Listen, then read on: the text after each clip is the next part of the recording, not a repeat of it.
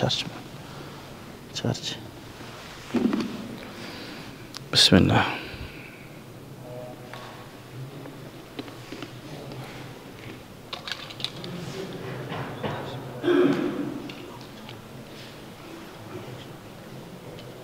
Ana sura bергende жазуу түрүндө берсеңер жакшы болот. Себеби бул жерде неме кылып уга албай калышыбыз мүмкүн. Үн менен келгендичи.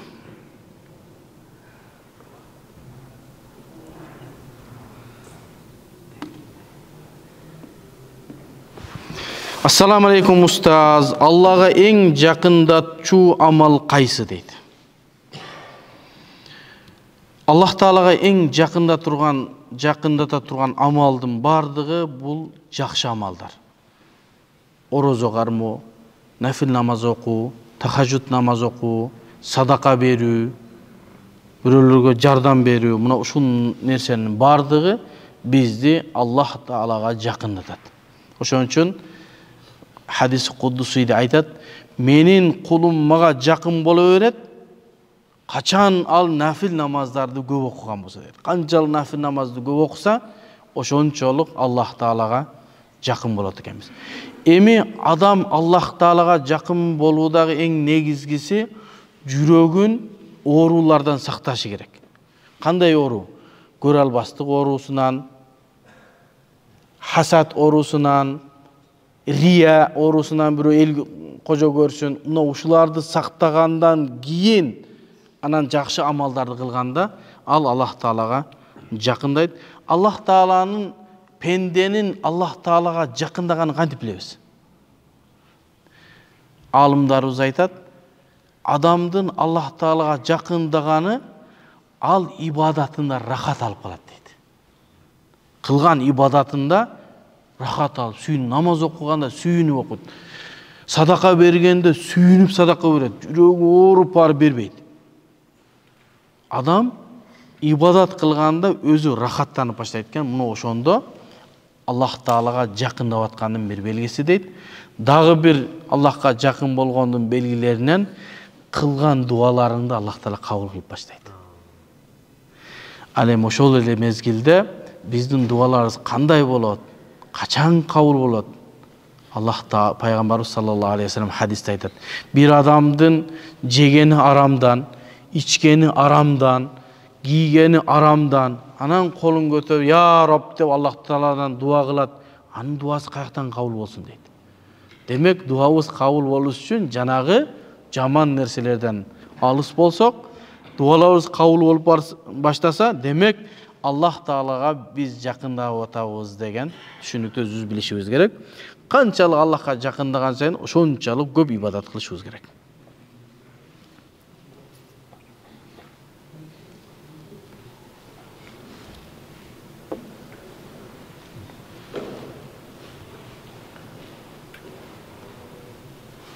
Assalamu alaikum ажеке. Мен аялым менен ажырашчуудай болуп атам. Мурда колум тийген, атасы билип, бирок жакшы жашап атканбыз, жакшы эле дейт. Кандай мусулман эркек аялына кол көтөрөт? Айнанай мусулман бир тууганым, эч качан аялга эмес, эркекке кол көтөрүү арам. Эркекке кол көтөрүү арам. Качан гана бир мезгил болуп калса, сенин ден соолугуңа бир зыян боло турган мезгилде коргоносуң. Ал эми согушта капырлар менен болгон согушта ал башка маселе. Андан башка маселеде бир эркекке зыян берүү, кол көтөрүү арам болот. Эми аялга кол көтөрүү деген кандай бир айып нерсе. Мен эгер сизге катуу айтсам, кечирим сурайм. Алсыз эркек гана аялга кол көтөрөт. Жанагындай достордун арасында кадыр баркы жок, элдин арасында кадыр баркы жок, неудачниктер бар го, ошолор гана аялына кол көтөрөт. Достордун арасында кадыр барктуу, элде сөз өткөн адам кол көтөрбөйт деп ойлойм да. Демек ошол эркек кичине бир өзүбүздү оңдошубуз керек. Эми сиз кол көтөргөн болсоңуз, анан ажырашууга жол алып барат да. Жашап атканбыз дейт. Эми аялыңыз жакшы экен, жашап атсаңыз керек да. Анан жашап атканбыз жакшы эле. Кайненем алып кетип калды дейт. Алып кетет да. Ал сиздин кулуңуз эмес да, сиздин колуңуздагы. Сиз барып ата энесинин астынан кызды алып атканда айтасыз да, мен мойнума жоопкерчиликти алып сиздин алдыңыздан аманаттап кетип атам. Кыз балагатка жеткенге чейин атасынын, агасынын карамагында болот. Атасы, агасы ошону коргоп, карап, багып, кийинтирип, карап, жаман нерседен тоско турган милдеттүү атасы менен агасы. Балагатка жеткенден кийин бир жана хитба кылып келип Куда түшүп, бир эркек келди, мен эркекмин, ушул кызыңызды алып кетип атам, бул мага аманат. Силер кандай тарбиялап ушул мезгилге жеткизип берсеңер, Аллах силерден разы болсун, мен бул жагын эми мага бергиле ушул жоопкерчиликти деп алып кетебиз да. Анан ошол берип жоопкерчиликти мойнуңузга алып кетип, анан кийин сабаганыңыз кандай?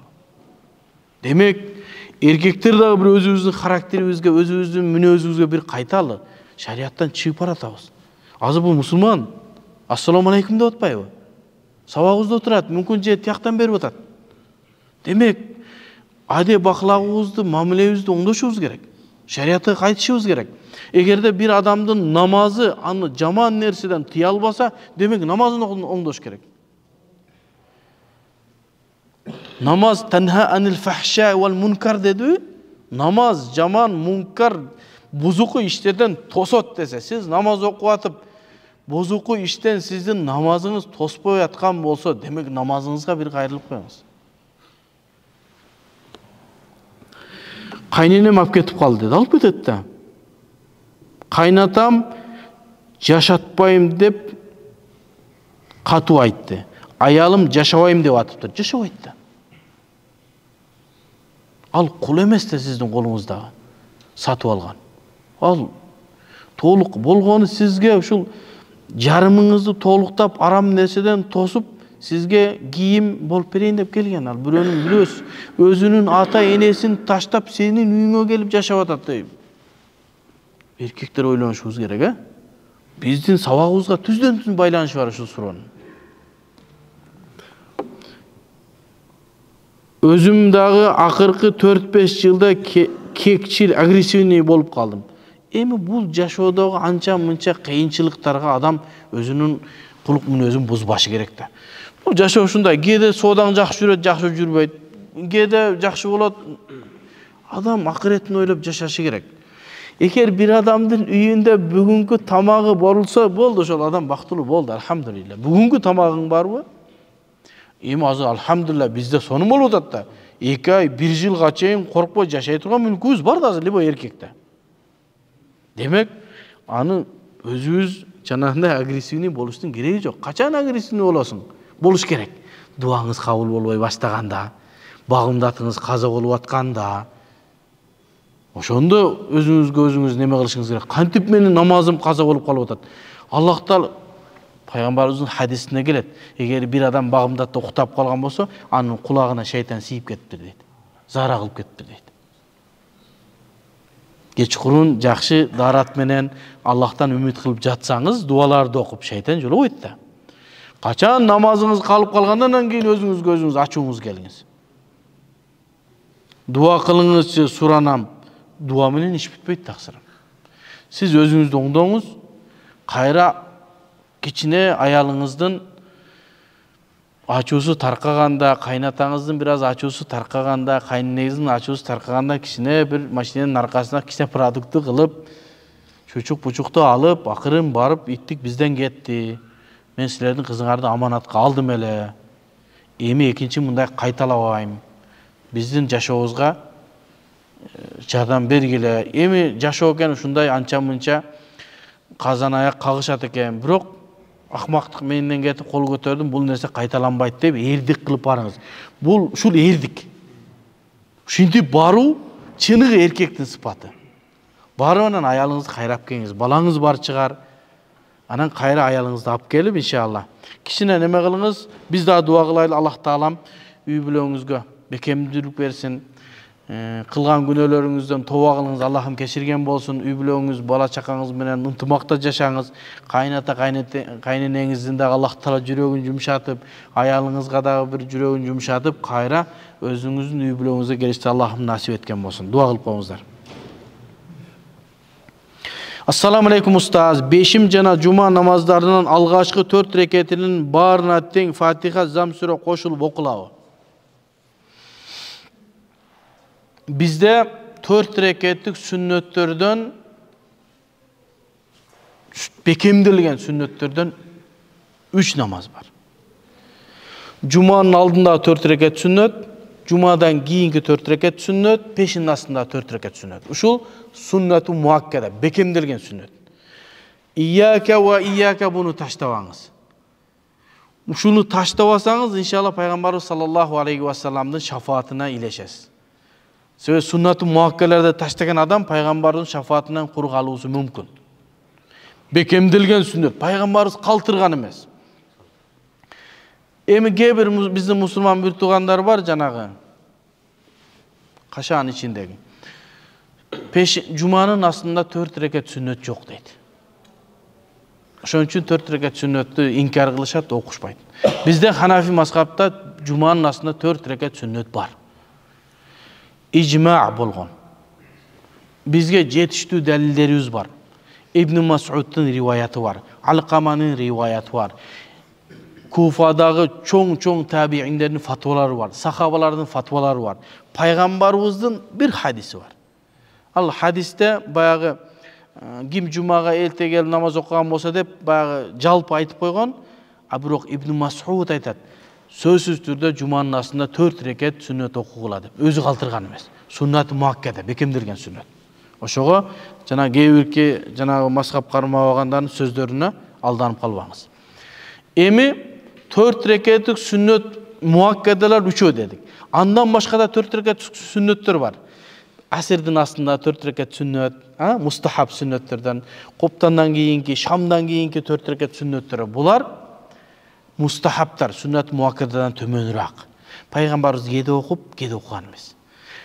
Башка жанагы биздин багымдаттын алдында 2 рекет, пешинин алдында 4 рекет, 2 рекет намаздар бар го, жана дайым окуган. Пайгамбарыбыз калтырган эмес. Эми 4 рекеттик сүннөттөрдө сөзсүз түрдө 4 рекетине тең Фатиха, Зам сүрө кошуп окуйсуз. Себеби биздин китептерде ушинтип келет. Сүннөттөрдүн бардыгына, витир важиптин бардыгына эмне кылабыз? Зам сүрө кошуп окуйбуз. Ал эми парыз намаздар, 4 рекеттик парыз намаздарды 2 рекетине Фатиха, Зам сүрө, 3-чү, 4-чүгө жакшысы Фатиха окуйсуз. Шашырыш болсоңуз тасбих айтсаңыз дагы болот. Субханалла, субханалла кете бересиз. Дагы бир шашырыш болсоңуз индебей эле 3-чү рекетке туруп Аллаху акбар деп кете берсеңиз дагы болот. Ханафи мазхабта ушундай маселе бар. Жеңилдик. Парыз намаздарда. Ал эми сүннөттөрдө сөзсүз түрдө Фатиха, Зам сүрө окулунат.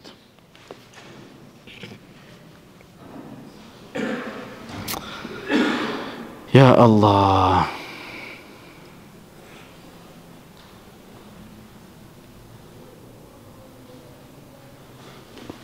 Assalamu alaikum ustaz. Көп kızlar kaşın boyotot. Antkeni alar daarat ötöt, kaş terilbeyt deyt.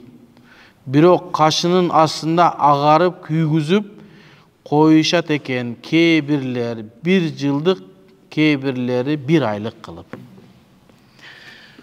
Чачтын боёгону, каштын боёгондоруна дарат өтөт, кусул өтөт. Чубак устазыбыз мурда өтпөйт деп келген, кийин текшерилгенден кийин өтөт деп фатва берген. Чубак ажынын фатвасына жолду буруп коебуз. Не? Чубак ажы эмне деген? Дарат өтөт деген. Эми боёгонго келгенде, чачыңызды боёсоңуз болот, себеби жолуктун ичинде жүрөт. Күйөөңүзгө боёнуп жасансаңыз болот. Кашыңызды боёсоңуз, күйөөңүз уруксат берсе, болот, бирок кашыңызды жаап жүрөсүз. Себеби аны менен көчөгө чыккан болбойт. Жасанып алып көчөгө чыккан болбойт. Эмне кыласыз? Эгер кашыңызды боёп койгон болсоңуз, чоң ачык тагынасыз. Анан жанагы могул каш тергенге болбойт дейт да, мынау астындагы негизи кийинчеракта бул маселе айтылат, но могул жакта жүндөр бар го, мынаяка чейин чийип кеткен. Бул каш эмес. Каш мынау өзүнүн могу каш. Буяктагыларды жүн дейт. Анан ошо кээ бирки кыздар буягын боёйт экен дагы, мынау жерим не кылып коет экен, саргартып көрүнбөй турган кылып коет экен. Алыстан карасаң кашы сонун болуп турат, жакын барсаң саргайып калган. Андай кылсаң макул, уруксат шариатта. Бирок көчөгө чыкпайсың аны менен. Же жолугуң менен жаап жүрөсүң, же постоянно очкиде жүрөсүң.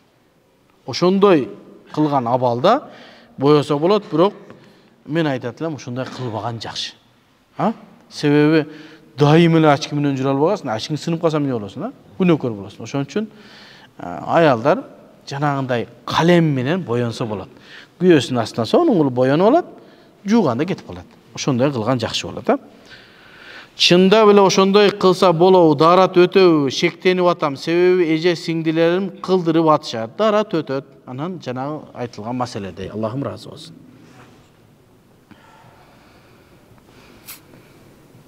Бизде канча 10 мүнөт убакыт калыптыр.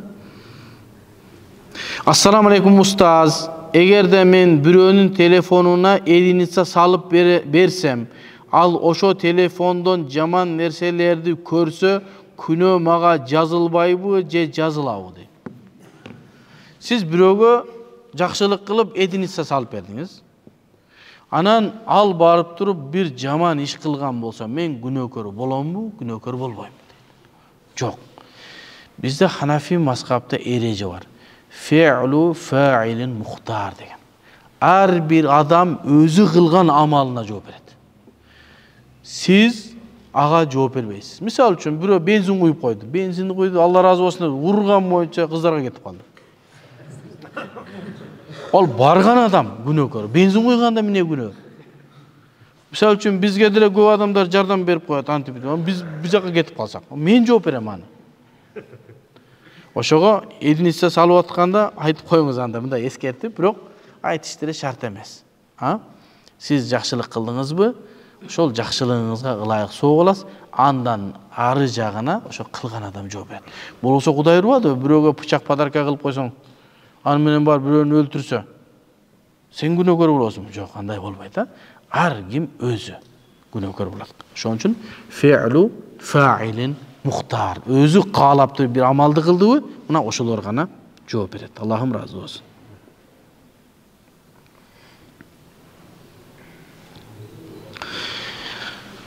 Ассаламу алейкум рахматуллахи ва баракатуху. Устаз, ыктыда кылуу боюнча сурайын дегем дейт. Ыктыда деген нерсе имамдын аркасынан келип намаз окуу. Мисалы, сизди Кыргызстанга келгенден бери угуп көрүп жүрөм дейт. Бирок Москвадамы деди, машалла. Ыктыданы сизге кантип кылам, негизи эле кандай болот дейт. Жок, ал ыктыда дегенде мен намаздагы ыктыда деп ойлопмун, Ал ыктыда уюу деген нерсе намазга келгенде имам сиздин намазыңызды окуп бергенге эмне болгон? Жоопкерчиликти алат, келип эки ниет кыласыз. Ушул пешин шам намазы, азыр куптан болуп калды, куптан намазын окумакка ушул имамга уюуну ниет кылып, Аллаху акбар дейсиз. Болду, анан кийин сиз дуаларды гана кыласыз. Ат-тахиятын окуйсуз, салаватты айтасыз, субхана раббиал азим, субхана раббиал азим айтасыз. Кыраат кылбайсыз, Фатиха окубайсыз, Замсура окубайсыз, жөн гана турасыз. Таспих да айтпайсыз, тынч турасыз.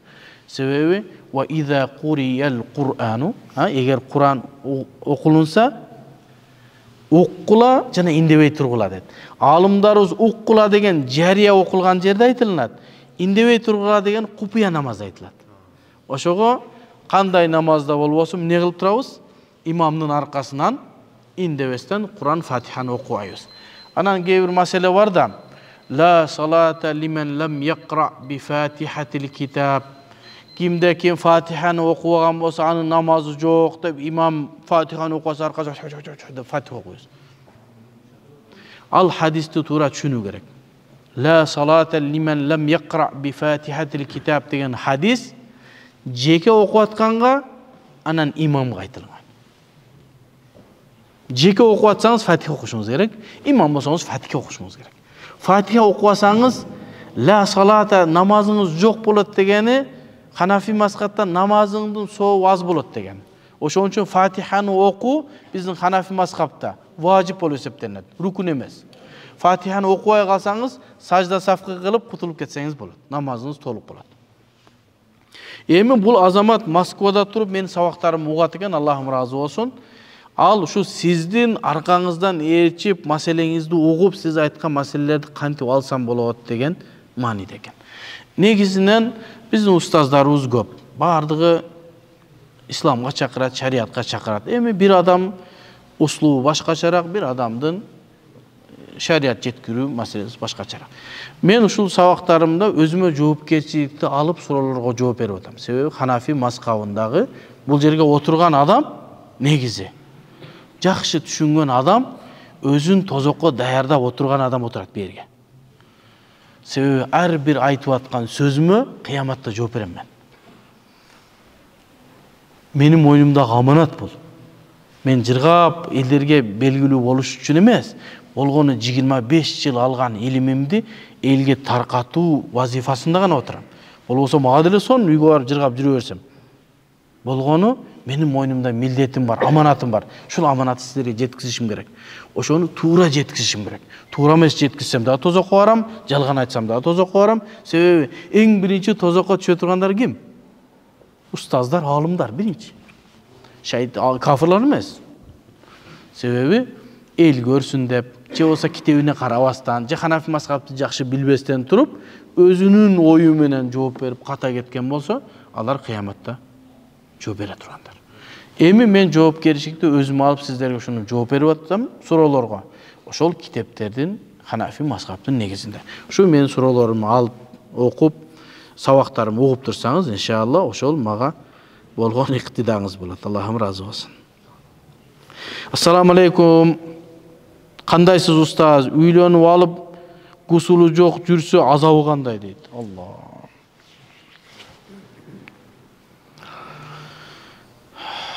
Үйлөнгөндөн кийин биринчи үйлөнгөнгө чейинки илимдерди үйрөнүш керек.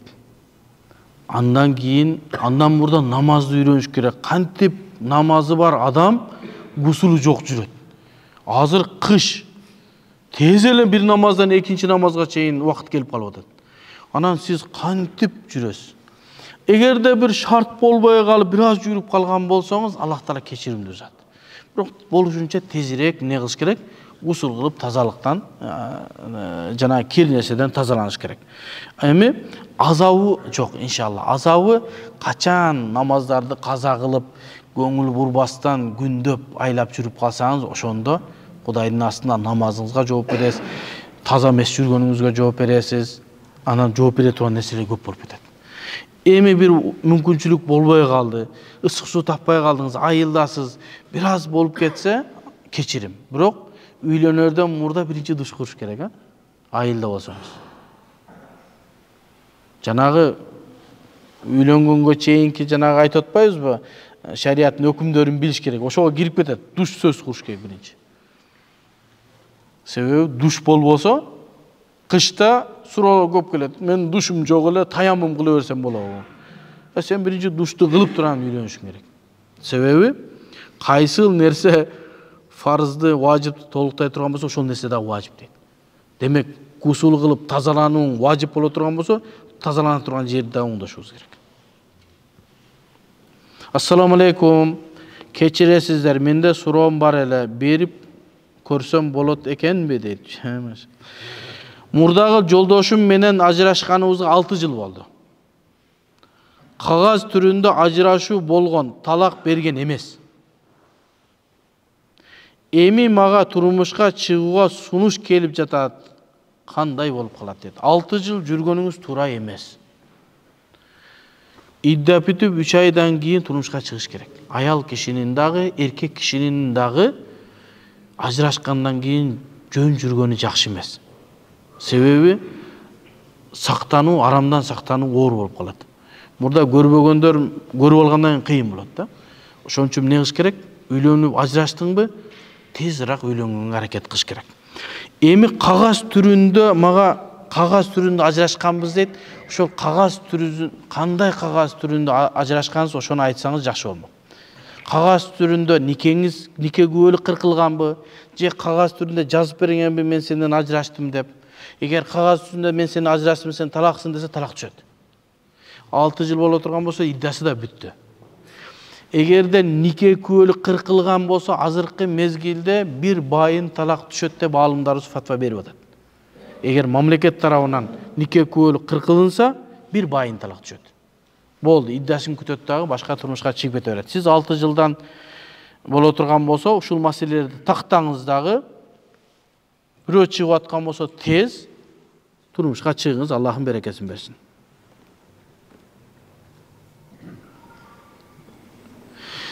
Assalamu alaikum. Mahır menen kalın birbi. Kalın berse mahır da berilebi. Birok kalınga berilgen akça kayreli kızga sep jasap berilет deydi. Bunu көп ayttık. Bizden murda ustazlar da aytkan. Kalın menen mahır ökö bir. Kalın kırgızçası, mahır arapçası. Bizdin Kırgızda ушундай salt bolgon eken. Azan bolup kalıptır. Azan aytılsın, azardan keyin qomatqa çeyin biraz kişine жооп беребиz дагы. Анан qomat башталганда имам келгенде тура качабыз иншалла. Бисмилlah.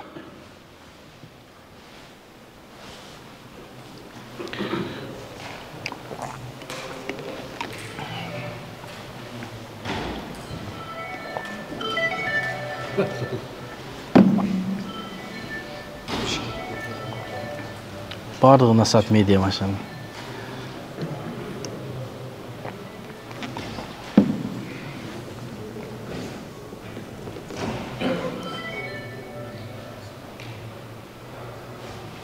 Damla azan aytı veriniz, azandan keyin ne oldu? Ha? Bilbeyim, kan töşürüm ben bunu, bilbeyim de ben.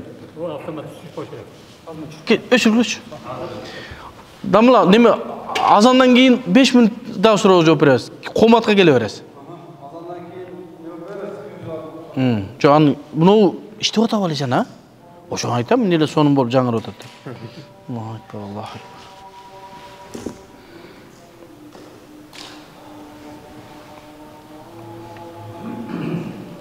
Allahu akbar, Allahu akbar.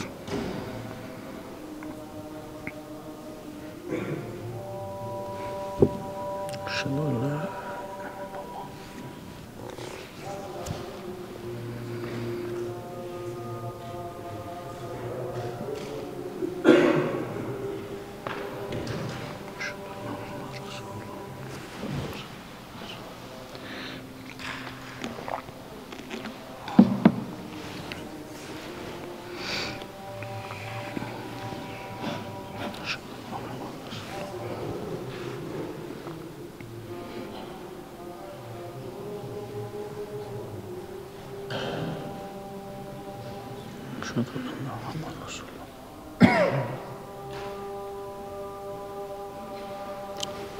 La havle ve la kuvvete illa billah.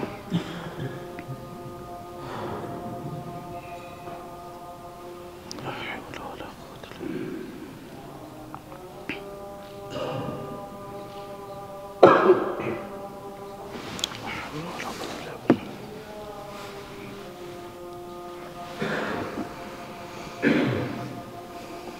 billah. La havle ve la kuvvete illa billah.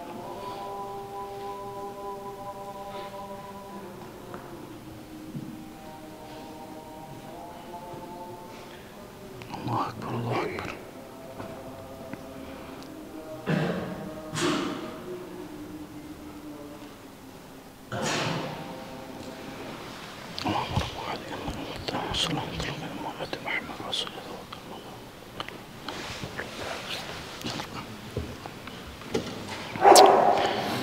Mahır menen kalın bir kalın berse mahır da berilebi.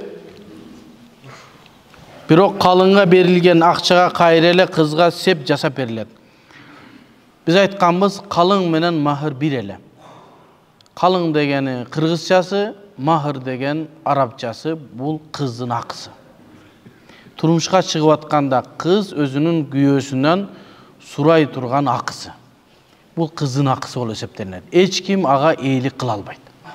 Эми бизде кыргыздарда ушундай бир тарбиялуу эл экенбиз. Кыздарыбыз ата энесине айткан экен да, ошо ата энем эмне десе ушул менин ошол. Анан ата энеси куда болуп келгендерден калың сурап, калыңын бер, кыздын акысы. Анан ага ата өзү дагы кошуп, аны эмне кылып берет экен? Сеп жасап берет экен. Илгери азыр сеп деле жасалынбай калды окшойт. Илгери сеп жасалынган. Себеби аялдын, кыздын байлыгы бул себи болуп эсептелинген. Себеби ал акчаны берседир аны сеп кылат. Илгери кыздын мүлкү эмне десе, себи, төшөгү, жабаны, каладинниги ошолор кыздын мүлкү болуп эсептелинген. Анан багы калыңды куда тараптан берген дагы кыздын атасы аны алып, өзү кошуп, анан кызга мүлк кылып берген. Муну ошол калың болуп, кыз ошого разы болгон. Эми бизге эгемендүүлүк алгандан кийин анан адамдар шариатты түшүнүп баштады. Махыр деген нерсе бар экен, кыздын акысы экен го деп, өзүлөрү жоолук салын элек махыр маселесин сүйлөшүп башташты. Махырга чейинки маселелер бар. Динге кайтыш керек, шариат, намаз окуш керек дегендей. Анан азыркы мезгилде эми келип бирөө махырыңарды силер куда неме, калыңыңарды силер кудалар өзүңөр чечишип алгыла. Махырды кыз мен өзүм алышым керек десе, калыңды салт иретинде калтырып, махырды эркек күйөөсүнө берсе дагы жакшы болот. Же болбосо жок, анда мен калың бербеймин, махыр берем десе дагы күйөөнүн акысы бар. Эми баягы ат өлбөсүн, араба сынбасын кылып, салтыбызды дагы калтырып, махыр дагы алса, зыяны жок. Эгер бала ошого кудуреттүү болсо, болбосо, кыз өзүнүн махырын алганга акысы бар. Махырдын эң азы 10 дирхам. 10 дирхам деген күмүш тыйым менен эсептелинген акча. Пайгамбарыбыз 10 дирхамдан азы махыр болбойт деген. Бирок азыркы заманыбызда алтын менен күмүштүн илгери бир нерсени өлчөсө алтын менен күмүшкө өлчөшкөн да. Илгери ошол күмүш менен алтындын баасында бир аз гана айырма болгон экен. Күмүш бир аз арзаныраак, алтын кымбатыраак. Же күмүш менен зекет бер, же алтын менен зекет бер болгон экен. Бирок азыр биздин заманга келип алтын кымбаттап, күмүш өтө арзандап кетти. Эгерде күмүш менен адамдарга зекет бер дей турган болсо, бардык адамдар зекет бериш керек болуп калат экен. Себеби күмүш кичине эле күмүш зекеттин өлчөмүнө жетип калат да. Ошого азыркы аалымдар шундай фатва берип атат. Азыркы мезгилде күмүштүн баасы өтө арзандап кеткендиктен махыр маселесин, зекет маселесин алтын менен эсептеген пайдалуу дейт. Бизде эреже бар. Кандай эреже? Зекет, кайсыл зекет фукараларга анфа пайдалуу боло турган болсо, ошол зекетти бериш керек дейт. Ошондой эле махыр аялдарга кандай пайдалуу болсо, ошол махырды бериш керек дейт. Ошого азыркы мезгилде махырдын азы 10 дирхам деп 4000 сом берсе болбойт. Мисалы үчүн, сиз кызыңызга 4000 сом берип махыр десе, сиз эмне дейсиз? Кечирип кой дейсиз да, туурабы? Азыр аз калды мына. Анан ошол күмүш менен эсептеген азыркы мезгилде ыңгайсыз болгондуктан алтын менен эсептеш керек деп, азыр мен эсептеп чыктым, ошонун махырдын эң азы 27 000 сом. Эң азы. Көбүндө чек жок, 200 000, 150 000ге чейин махыр берип атышат. Демек, ошондой маселе менен чечилсе, иншалла жакшы болот. Анан жанагы салтыбызда калбасын, анан шариатта калбасын, экөөнү кылса күйөөгө болот. Күйөөнүн абалына жок мен махырды алам десе, анда кыз өзүнүн махырын алганга акылуу, жана аны башка эч ким алганга акысы жок. Ва саллаллаху таала хайра халкихи Мухаммади ва аля али ва сахаби ажмаин. Амин. Шоккан илимдерибизди Аллахым пайдалуу илимдерден кылгын. Берген жоопторубузду Аллахым өзүң түз жана туура кылгын. Адашкан болсоң бизге туура жолду өзүң көргөзгүн. Билип билбей кылган күнөөбүздү Аллахым өзүң кечиргин. Ушул жерде кол көтөргөн бардык мусулман муртугандардын жакшы ниет тилектерин кабыл кылгын. Ва саллаллаху таала хайра халкихи Мухаммад ва аля алихи ва сахаби ажмаин. Эмки экинчи күнү жолугушканга чейин саламат болуңуздар.